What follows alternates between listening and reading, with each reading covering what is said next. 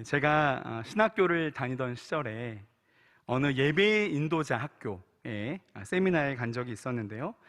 그 세미나 마지막 날 영적 전쟁에 대한 강의를 들으면서 강의 내용 때문에 충격을 받았던 그런 기억이 납니다. 강사 목사님, 이분이 미국에서 목회하시던 목사님이셨는데 본인의 경험담을 이야기해 주셨어요. 그 목사님은 미국 서부에서부터 동부까지 비행기를 타고 가는 중이셨습니다. 가다가 이제 기내식을 먹을 시간이 돼서 기내식을 먹으려고 하는데 옆에 앉아있는 잘생긴 청년 하나가 기내식을 먹지 않더래요. 그래서 물었답니다. 왜 기내식을 안 드시는 거예요? 이렇게 하니까 그랬더니 그 청년이 제가 금식하면서 기도할 일이 있어서 그렇습니다. 이렇게 그러더래요. 이 청년이 보니까 멋있거든요. 얼굴도 잘생기고 그 맛있다는 비행기에서밖에 먹을 수 없는 그 기내식을 안 먹고 간절히 기도하는 그 믿음도 있는 청년이니 정말 멋있게 느껴지더래요. 그래서 목사로서 그 모습이 얼마나 멋있었겠습니까? 그래서 물었대요. 그 간절한 기도 제목, 금식하며 하는 기도 제목이 뭡니까? 이렇게 물었더니 그 청년이 이렇게 말하더랍니다. 네, 저는 사탄교 신자인데요, 저는 특별히 미국 동부에 있는 기독교 목사들의 성적 타락을 위해서 기도하고 있습니다. 그러더래요. 지금 자기가 미국 동부에서 목회하는 목사인데 미국 동부의 목사들이 성적으로 타락해서 그 목회와 목양, 그에게 맡기신 모든 소명, 사명이 한순간에 물거품이 되도록 금식하며 기도하는 세력이 있다는 사실에 깜짝 놀라셨다는 이야기를 들은 적이 있었습니다. 저도 그 이야기가 당시에 정말 충격적이었습니다. 그러면 그 사탄교 신자들이 미국 동부에 있는 목사들의 성적 타락만을 위해서 기도했겠습니까? 미국의 서부도, 중부도, 남부도, 북부도, 나아가서 남미와 유럽은 물론 아시아와 중국까지 대한민국의 목회자들의 온갖 타락을 위해서, 그들의 가정과 사역과 교회의 무너짐을 위해서 기도하는 악한 영적 세력들이 있지 않겠습니까? 물론 눈에는 보이지 않지만 지금 이 시간에도 하나님의 뜻과 나라, 하나님의 역사와 영광을 가로막고 교회, 즉 하나님 백성들의 공동체가 하나님의 뜻과 법의 통치가 아니라 사탄의 뜻과 방법대로 끌려가도록 지금도 사람들의 뒤에서 그들을 사로잡아 조정하고 다스리는 악한 세력이 반드시 있다는 사실입니다. 이 악한 세력의 역사는 그냥 어디 특별한 데서만 특별한 때에 일어나는 그런 특별한 현상이 아닙니다. 오늘 우리의 일상생활 가운데, 우리의 현실 가운데 버젓이 일어나는 실제입니다. 다만 눈에 보이지 않아서, 우리가 유심히 보지 않아서 잘 느끼지 못할 때가 많을 뿐이죠. 실제이며 현실입니다. 아마 이 마지막 때에, 주님 오신 날이 가까운 이때에 목회자를 무너뜨리고 하나님의 사람들의 공동체인 교회를 무너뜨리려는 이러한 악한 세력의 역사는 더욱 선명하게 드러나게 될 것입니다. 그래서 우리는 반드시 깨어 있어야 합니다. 한마디로 정신 똑바로 차려야 됩니다. 정신을 똑바로 차리고 무엇을 계속 물어야 합니까? 다른 질문들 다 차치하고 무엇이 하나님의 뜻인가? 무엇이 하나님께서 원하시는 것인가를 물어야 합니다. 내가 이제까지 해오던 대로 하는 거 말고요, 내가 과거로부터 맞다고 생각하던 것을 고집하는 것 말고요, 내가 중요하다고 생각하는 것을 고수하는 것 말고요, 내가 원하는 대로 되는 것 말고요, 무엇이 나를 그리스도인으로 부르시는 하나님의 뜻인가? 무엇이 핏값으로 세우신 이 교회에 원하시는 것인가? 늘 이 질문을 하나님께 하면서 하나님을 두려워하면서 하나님의 말씀에 사로잡히지 않으면, 성령 하나님의 손에 붙들리지 않으면 우리는 금방, 너무나도 금방 사탄 마귀가 끌고 가는 대로 인간적인 생각과 욕심과 거짓과 속임에 이끌려 갈 수밖에 없습니다. 오늘 하나님께서 주신 사도행전 23장 12절 이하의 말씀도 이렇게 하나님의 말씀과 그 말씀 안에 담긴 하나님의 본심을 잃어버리고 자기들이 구축해 놓은 선민의식과 기득권의 장벽에 침몰되어서 인간적인 미움과 분노에 사로잡힌 사람들의 모습을 보여주고 있습니다. 먼저 23장 앞부분의 말씀을 요약하면 이렇습니다. 사랑하고 아끼는 사람들의 적극적인 만류에도 불구하고 기어이 예루살렘에 들어갔던 바울은 결국 성난 유대인들에게 잡혀서 고소를 당하게 되었고 곳곳에서 자신의 이야기를 하게 되죠. 공회에서도 자신을 변호하였는데 그때 바울이 지혜롭게 말합니다. 그곳에 사두개인과 바리새인이 함께 있는 것을 알고 부활 이야기를 꺼냅니다. 나는 바리새인입니다. 죽은 자의 소망 곧 부활로 말미암아 내가 신문을 받는 것입니다 라고 말하죠. 그랬더니 그 모든 공회의 논점이 딱 부활로 접어들어서 그 부활 문제 때문에 부활을 믿는 바리새인과 부활을 믿지 않는 사두개인 사이에 큰 다툼과 분쟁이 생기게 되었고 결국 유대인들은 바울을 죽이는 일에 아무런 소득을 얻지 못하게 되었고 바울은 다시 영내로 들어가 보호를 받게 됩니다. 바울은 배신자라고 바울에게 이를 갈던 유대인들의 화가 치솟게 된 것입니다. 그래서 그들은 어떻게 하느냐? 바울 암살단을 구성하게 됩니다. 우리 오늘 본문 12절과 13절 말씀 같이 한번 읽어볼까요? 12절 13절 자 시작. 날이 새매 유대인들이 당을 지어 맹세하되 바울을 죽이기 전에는 먹지도 아니하고 마시지도 아니하겠다 하고 이같이 동맹한 자가 40여 명이더라. 그 일을 하기 전에는 나는 식음을 전폐한다. 식음을 전폐하고 어떤 일에 몰두한다. 보통 멋있는 헌신이죠. 그런데 여러분, 그 목적이 무엇입니까? 바울을 죽이는 것. 그 바울의 말을 들어볼 마음도 없어요. 그 사람의 마음을 헤아려 볼 필요도 못 느껴요. 어떤 오해가 있었는지 확인해 볼 마음도 없어요. 그냥 바울을 죽여야 돼요. 이 일을 위해 죽기를 각오하고 당을 지어 맹세한 자가 40여 명이나 되었습니다. 여러분, 이게 도대체 무엇을 위한 열심입니까? 사람이 도대체 누구 한 명을 죽이기 전까지는 내가 먹지도 않고 마시지도 않겠다. 여러분, 이 정도 되려면 그 미움과 분노가 얼마나 커야 그 정도가 되는 겁니까? 여러분 한번 생각해 보십시오. 이게 상식적으로 이게 사람이 하는 일이라고 말할 수 있습니까? 이게 눈에 보이지 않는 어떤 무언가 악한 세력에 사로잡히지 않으면 이렇게 할 수 없는 것 아닙니까?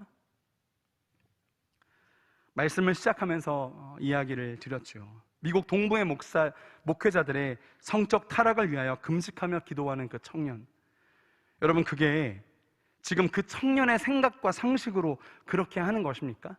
아니면 무언가가 그 청년의 뒤에서 붙잡아 그를 사로잡아 이렇게 하게 만드는 것입니까? 여러분, 그 청년이 사탄교 신자라고 했죠. 그 청년이 사탄에게 사로잡힌 것이 아니면 그 청년은 자기 정신으로, 자기 상식으로 절대로 그렇게 할 수 없습니다. 그 청년 뒤에 그 청년을 사로잡고 있는 영적인 실체가 반드시 있다는 것입니다. 오늘 공회에서 바울의 사형 선고를 내리지 못한 바로 그날이 지나고 날이 새자마자 당을 지어서 바울을 죽이기 전에는 먹지도 않고 마시지도 않겠다고 굳게 맹세한 사람들, 이것은 단순한 미움이나 복수심이나 원한이나 분노가 아닙니다. 그 뒤에 있는 실체인 사탄의 역사에 사로잡힌 것입니다. 그러니까 하나님의 뜻과 마음을 전혀 헤아리지 못하게 되는 겁니다. 팩트가 무엇인지, 진실과 진심을 보지 못하게 되는 겁니다. 그렇게 결국 사람을 죽이는 데까지 가게 되는 것입니다.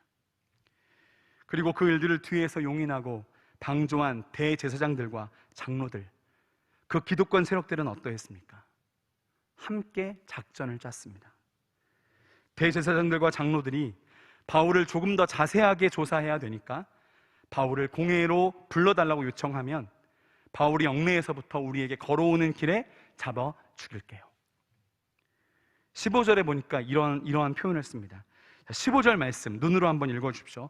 읽기는 제가 읽겠습니다. 자, 15절입니다. 이제 너희는 그의 사실을 더 자세히 물어보려는 척 하면서 공회와 함께 천부장에게 청하여 바울을 너희에게로 데리고 오게 하라.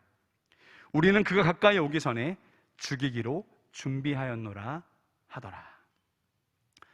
자신들의 선민의식, 그 특권과 기득권을 위협하는 배신자, 그래서 자기들이 꼭 죽여야 되는 원수라고 생각하는 바울 한 사람을 죽이기 위해서 이러한 전략을 짜고 있는 것입니다. 죽이 딱딱 맞습니다. 다 뒤에서 하나님께로부터 오지 않은 사탄이, 그 악한 세력이 주동하고 있는데 말입니다. 도대체 하나님께서 뭐라고 하시겠습니까? 이 장면을 보면서 우리의 기준은 하나님의 뜻이 무엇인가가 되어야 하잖아요.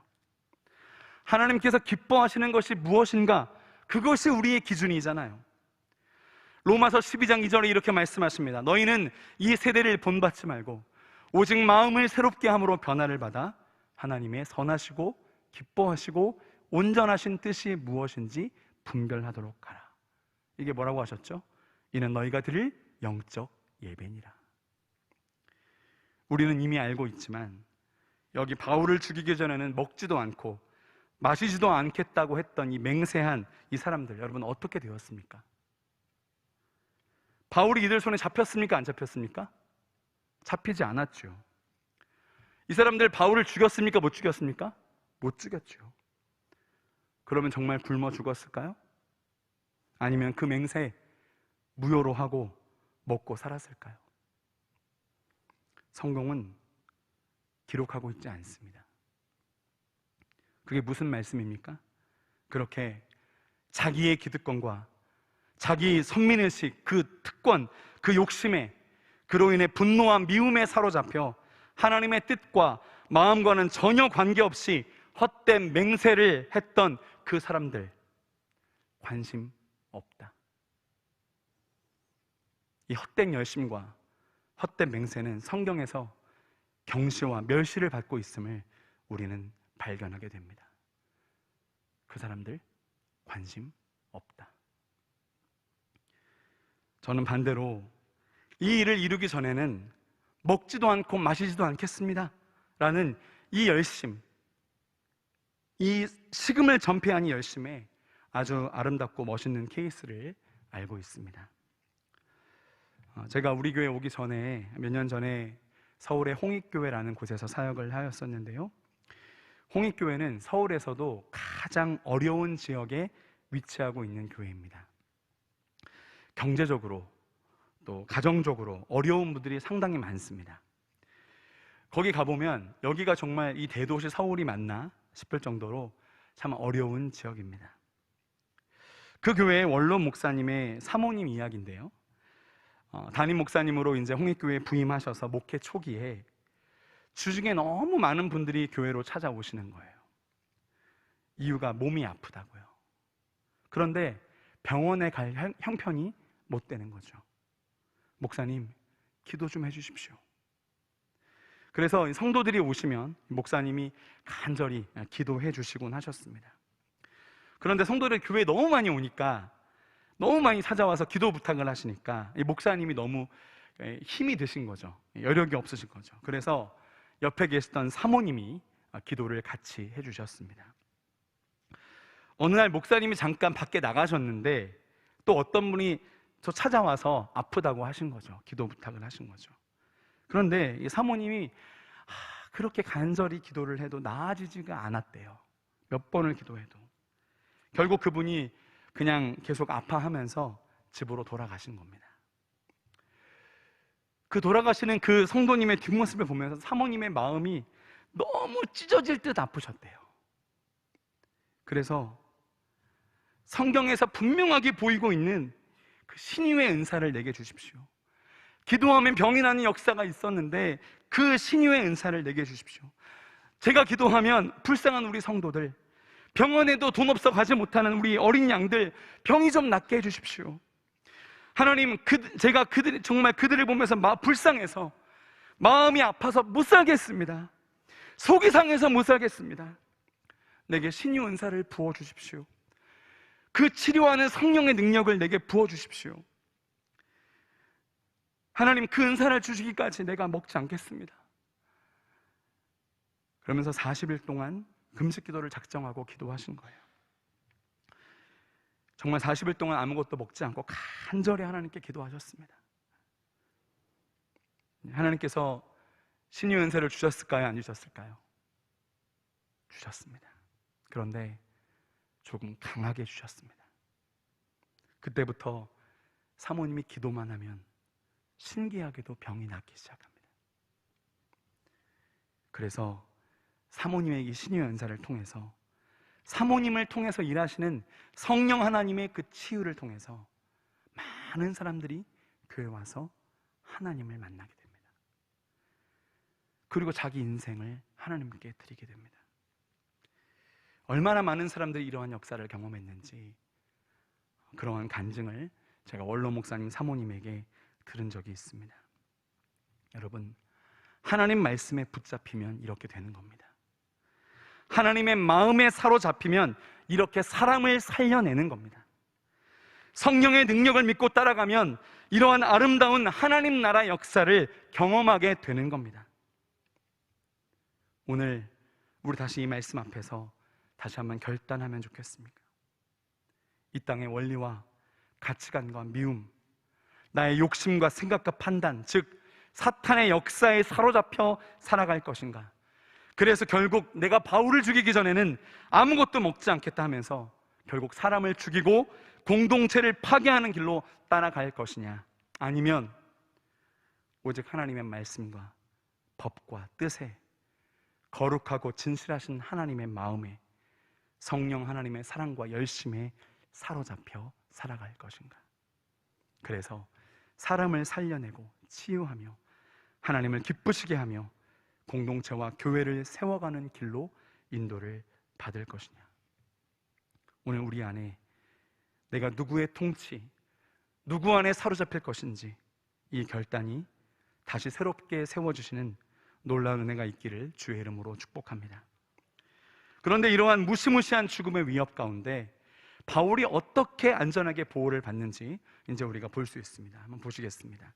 16절 이하가 그 내용인데요, 그 바울 죽이기를 맹세하였던 40여 명의 사람들, 바울을 불러다가 가는 길에 누굴 죽이고 바울을 그 길에서 죽이고 하는 이 40여 명의 사람들과 대제사장들과 장로들이 하는 전략 회의를 바울의 조카가 듣게 됩니다. 바울에게, 여기 성경에 표현된 생질 이렇게 표현되는데, 바울에게 조카가 있었음이 여기서 처음으로 밝혀지고요, 여기서 유일하게 밝혀집니다.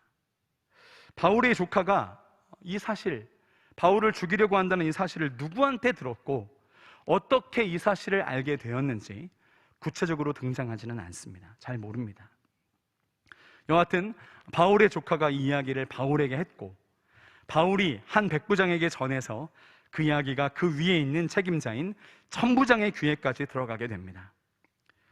이 천부장이 바울의 요청에 따라서 그 바울의 조카의 말을 듣게 되는데요, 그때 천부장이 참 지혜가 있는 사람이었던 것 같습니다. 천부장이 바울 조카의 손을 잡고 조용히 물어봅니다. 그랬더니 바울의 조카가 다 그 이야기를 하였고요, 이렇게 얘기하죠. 당신은 절대 그 사람들의 말대로 바울을 보내면 안 됩니다. 식음을 전폐하기까지 한 바울 암살단이 지금도 매복하여 있습니다. 그 사람들이 당신이 바울을 보내는 것만, 그 허락만 기다리고 있습니다. 그러니까 절대 바울을 보내면 안 됩니다. 이 바울 조카의 이야기를 들은 천부장이 그 자리에서 바로 일을 처리해 버리는데요, 자, 우리 23절과 24절의 말씀 같이 한번 읽어보겠습니다. 23절과 24절. 자, 시작. 백부장 둘을 불러 이르되 밤 제3시에 가이사랴까지 갈 보병 200명과 기병 70명과 창병 200명을 준비하라 하고, 또 바울을 태워 총독 벨릭스에게로 무사히 보내기 위하여 짐승을 준비하라 명하며. 저는 처음 이 사도행전 23장 이 부분을 읽을 때 이 부분이 정말 신기하고 또 한편으로는 통쾌했습니다. 아니, 지금 바울만 오면 길에서 잡아 죽이겠다라고 암살단이 매복하여 있잖아요. 그런데 지금 이 바울을 안전하게 호송하기 위해서 보병 200명, 기병 70명, 창병 200명이 동원됩니다. 여러분, 암살단의 숫자가 몇 명이라고요? 40여 명이라고 했죠. 바울 호위단의 숫자가 어떻게 됩니까? 4명의 군사도 아니고요, 47명의 군사도 아니고요, 470명의 군대가 동원됩니다. 아무리 살기가 등등하고 분노한 그 마음이 승천한다고 해도 470명의 군대가 호위하는 하나님의 사람 바울을 그 털끝 하나라도 공격할 수 있을까요? 그리고 뒤에 가면 천부장이 바울을 이 위험한 예루살렘에서 빼내서 로마로 가는 항구죠, 총독 관저가 있는 가이사랴까지 보내면서 자기 이름으로 총독에게 편지를 기록합니다. 26절부터 30절까지의 말씀인데요, 제가 읽어드리겠습니다. 눈으로만 보십시오. 아마 이 글이 이해가 되실 겁니다. 제가 읽겠습니다. 글라우디오 루시아는 총독 벨리스 각하께 문안하나이다. 이 사람이 유대인들을 잡혀 죽게 된 것을 내가 로마 사람인 줄 들어 알고 군대를 거느리고 가서 구원하여다가 유대인들이 무슨 일로 그를 고발하는지 알고자 하여 그들의 공회로 데리고 내려갔더니 고발하는 것이 그들의 율법 문제에 관한 것뿐이요 한 가지도 죽이거나 결박할 사유가 없음을 발견하였나이다. 그러나 이 사람을 해하려는 관계가 있다고 누가 내게 알려주기로 곧 당신께로 보내며 또 고발하는 사람들도 당신 앞에서 그에 대하여 말하라 하였나이다 하였더라. 그 사람 죽일 만한 그런 결박할 만한 그런 죄가 없습니다. 거기다가 이 사람은 로마 사람입니다. 우리가 함부로 죽일 수 없는 사람이죠. 그런데 유대인들이 이 사람을 잡아 죽이려고 하는 관계가 있다는 소식을 제가 듣고 내가 안전하게 총독께로 호송합니다. 그런 내용이죠. 그런데요, 여러분 좀 이상하지 않으십니까? 겨우 죄수 한 명인데, 물론 자기 관할 구역에서 무고한 희생이 되면 안 되죠. 그것을 방치했다가는 큰 책임을 면할 수 없기 때문에 그랬던 것일 수도 있기도 하나, 천부장이 조금 과하다 싶을 만큼 470명의 군대를 동원하여 바울을 보호한다? 그리고 여러분, 보통 천부장이면 1000명 이상이잖아요. 그러면 지금으로 치면 한 중령쯤 되더라고요. 대대장급, 꽤 높은 사람인데 그 사람이 구금되어 있는 죄인의 그 조카의 말을 상세히 들어주고 그 말을 그대로 믿는다? 누군지도 몰라요. 그냥 죄인의 조카라고 했어요. 여러분, 그 천부장이 누구의 말을 듣는 게 맞습니까? 제사장과 장로들입니까? 아니면 그 바울의 조카입니까? 기득권 세력들의 말을 들어야 내가 나중에 더 힘을 얻을 수 있을 거 아닙니까? 그런데 조카의 말을 상세히 들어주고 믿고 그대로 한다? 좀 이상합니다. 거기다가 이 바울 한 사람을 호송하면서 직접 자기 이름을 걸고 총독에게 친필 편지까지 보낸다? 그 당시 유대인들이 로마의 통치 아래 있을 때고 로마의 군대가 유대 지역에서 막강한 통제력과 힘을 가지고 있었던 당시의 분위기를 고려해 보았을 때 이게 모두 잘 이해가 되지 않는 부분입니다. 그렇습니다. 어떻게 이렇게 되었지? 어찌 이런 일이 일어났지? 470명? 자, 우리는 어찌 이런 일이 일어났는지, 누가 이렇게 하신 것인지 알고 있죠. 여러분, 누가 하신 일입니까? 땅 끝에 있는 이방인들까지 구원하시기 원하시는 그 하나님의 마음을 헤아려 그 뜻을 알아차린 종, 그 마음과 뜻을 위하여 생명을 걸고 복음을 전하기 위해 헌신한 종, 지금도 말씀과 성령에 사로잡혀 있지만 더욱더 강력하게 사로잡히기 원했던 그 아름다운 종, 걱정과 두려움의 위협이 순간순간 몰려오지만 그럼에도 불구하고 내 하나님의 뜻이 무엇인가를 물으며 그 길로 걸어갔던 종, 사도 바울을 붙잡고 인도하고 계신 하나님께서 하신 일입니다. 이 일이 있기 전날 밤에 주께서 바울에게 이렇게 말씀하셨습니다. 사도행전 23장 11절, 담대하라. 내가 예루살렘에서 나의 일을 증언한 것 같이 로마에서도 증언하여야 하리라. 이 모든 인간의 상식과 능력과 계산을 뛰어넘는 이 신비한 역사를 바울을 사로잡아 그 구원의 역사를 이루어 가시는 하나님께서 친히 행하고 계시다는 사실입니다. 바울을 통해 일하시는 하나님의 모든 역사를 가로막는 어떠한 장애물과 그 방해를 비웃기라도 하듯 돌파해 가시면서 말입니다. 오늘 저녁 하나님께서 우리에게 하시는 말씀이 무엇입니까? 이 하나님의 신비한 역사, 이해가 되지 않는 이 모든 방해와 위협과 장애물을 완전히 깔아뭉갤 만큼 완벽하게 돌파하시는 이 모든 일들은 오늘도 우리 안에 동일하게 역사하신다. 그 하나님이 지금도 살아계시다면, 그 하나님의 말씀이 생동하는 빛이라면, 그 하나님의 복음이 여전히 능력이라면 지금도 우리 가운데 반드시 역사하신다. 여러분, 누구에게요? 어떤 어려움과 두려움이 있다 할지라도 하나님의 말씀을 붙잡고 걸어가는 자, 하나님의 뜻에 생명을 거는 자, 성경 하나님의 손에 온전히 붙잡힌 자들에게 말입니다. 성경에서 하나님께 붙잡혔던 사람들의 역사를 여러분 보십시오. 아브라함에게 어떠한 놀라운 신비한 역사가 있었습니까? 모세는 어떤 하나님의 역사를 경험했습니까? 다니엘은 어떤 돌파를 체험하였습니까? 오직 하나님의 뜻을 따라 삶을 송두리째 내어 던졌던 그 사람들의 이야기, 우리가 이미 다 듣고 알고 있는 신비한 돌파 역사들이 아닙니까? 여기서 중요한 질문은 하나님 지금도 살아계시는가?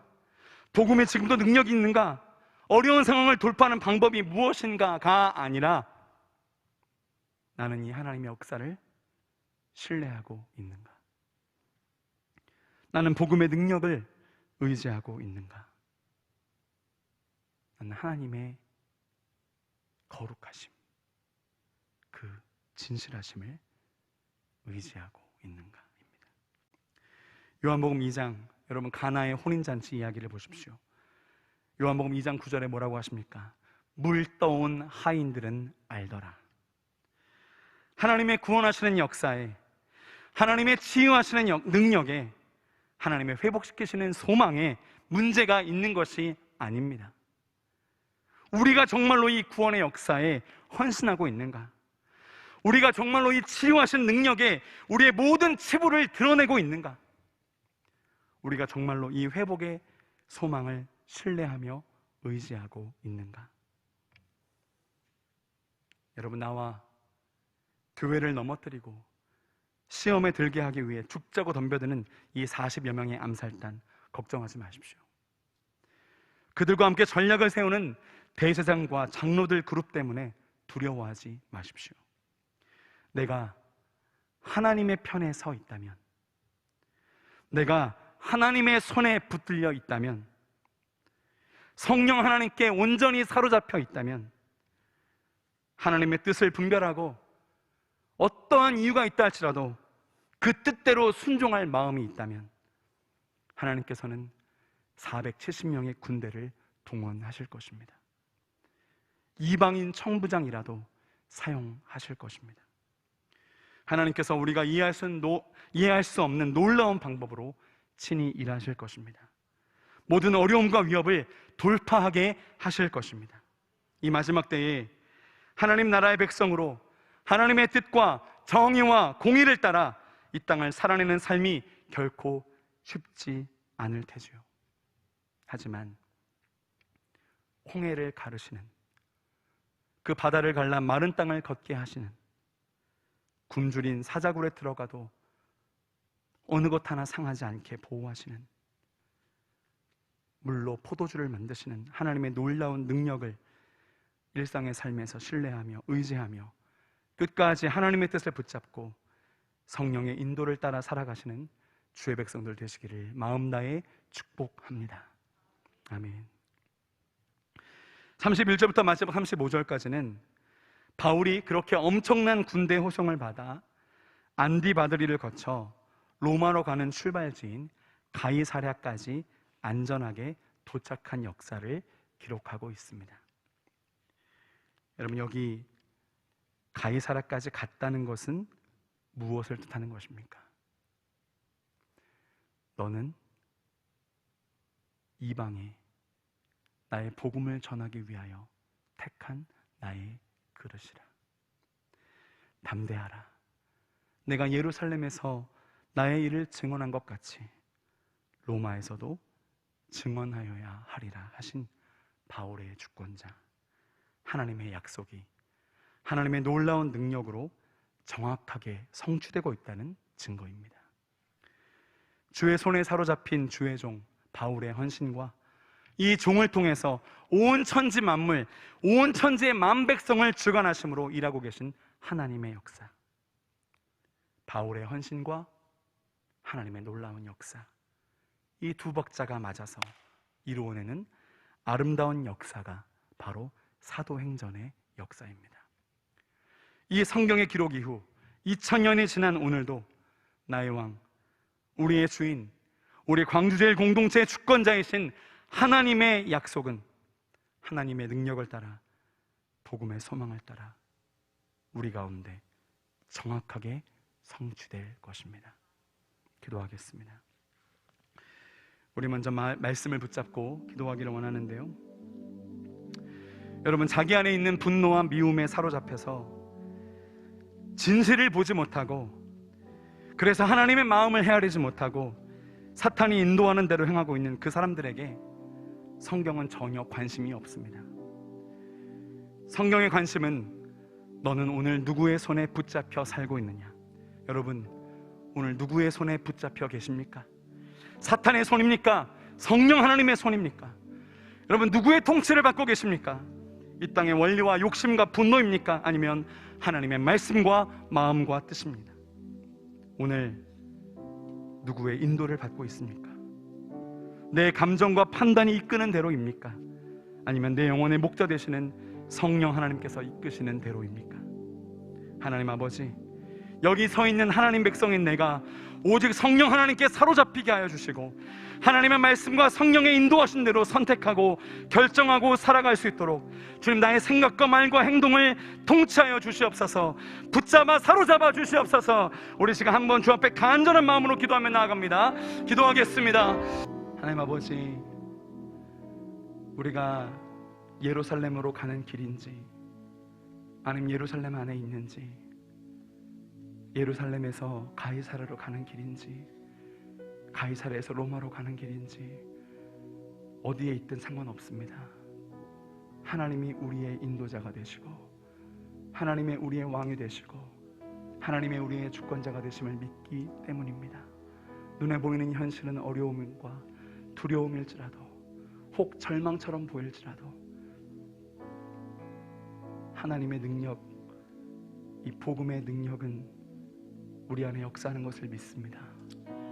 하나님 나라는 절대로 쇠하지 않는 것을 믿습니다. 하나님, 간절히 기도합니다.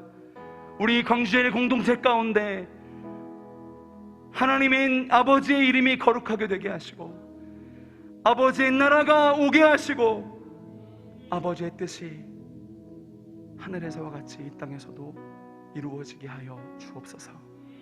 우리를 시험에 빠지지 않게 하시고 악에서 구하여 주옵소서.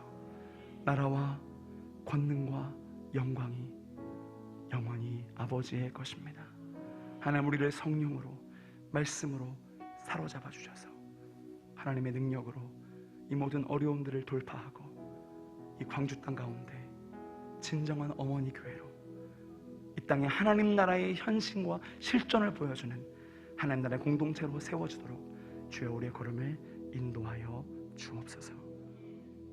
우리를 죄와 사망 가운데서 해방시키시고 영원한 생명과 자유를 주신 우리 주 예수 그리스도의 놀라우신 은혜와 하나밖에 없는 아들 예수님을 아낌없이 우리에게 내어주신 아버지 하나님의 극진하신 사랑하심과 이 사랑과 이 생명과 이 자유를 영원토록 누릴 수 있도록 우리와 동행하시며 보호하시며 인도하시며 힘주시는 성령 하나님의 신비한 교통하심이 오늘 평생 하나님 말씀과 성령 하나님의 역사에 사로잡혀 오직 주의 뜻과 주의 나라를 위하여 살기로, 그리하여 우리 삶을 통하여 하나님의 영광을 드러내는 귀한 삶으로 헌신하기를 소원하는 주의 백성들 머리 위에, 그들의 가정과 자녀와 일터와 자식과 미래 위에 사랑하시는 광주제일 공동체, 이 귀한 교회 위에 이제부터 영원까지 함께 하시옵기를 간절히 축원하옵나이다. 아멘.